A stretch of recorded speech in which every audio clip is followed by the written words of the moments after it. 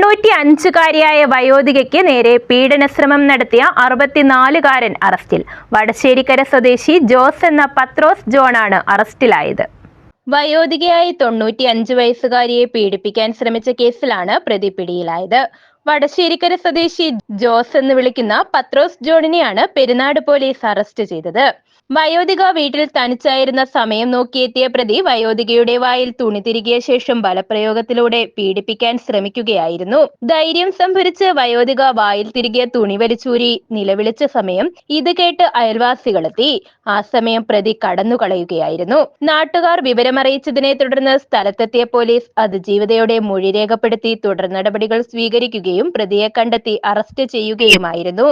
Perunad police inspector വിഷ്ണുജിയുടെ മേൽനോട്ടത്തിൽ police sub ഇൻസ്പെക്ടർമാരായ Kuruvila സക്രിയ, Achankunju, SCPO Prasad, CPOമാരായ Vijesh, Akshay, Venu, Ananthu എന്നിവരടങ്ങിയ സംഘമാണ് കേസ് അന്വേഷിക്കുന്നത്. പ്രതിയെ കോടതിയിൽ ഹാജരാക്കി റിമാൻഡ് ചെയ്തു. News bureau, Adoor.